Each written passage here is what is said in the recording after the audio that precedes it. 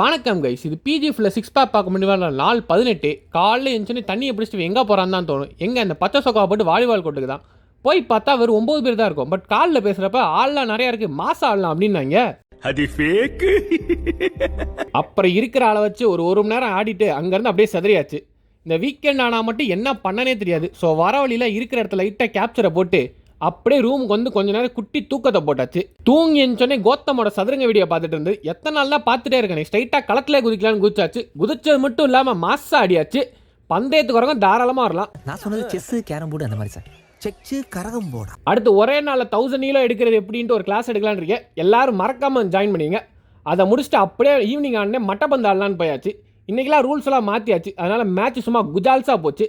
But என்ன வாங்கிட்டு வந்து 2 பால்லாம் தொலைச்சிட்டோம். பட் போகிறப்ப வெறித்தனமாக சர்ச்னு சொல்லி 2 பாலே எடுத்தாச்சு. எடுத்த கையோடு அப்படியே ரூமுக்கு வந்து சாப்பிட்டு கீழே போய் பார்த்தா நம்ம ஏரியாவில் ரோடு போட்டுட்டு இருந்தாங்க. அப்படியே அங்கேயே நின்று இந்த ரோடு ரோலரெலாம் பார்த்து சின்ன வயசு நாஸ்டாலஜியை கொஞ்சம் எடுத்துகிட்டு கடையேசி ஐஸ்கிரீமை சாப்பிட்டு நாளை முடிச்சாச்சு. மகிழ்ச்சியாக இருங்க. புதுசாக பார்க்குறதால மறக்காமல் அந்த ஃபாலோ பட்டனை தட்டி விட்டுருங்க. உங்களை நாளைக்கு ஒரு வீடியோவில் சந்திக்கிறேன். போயிட்டு வாங்க.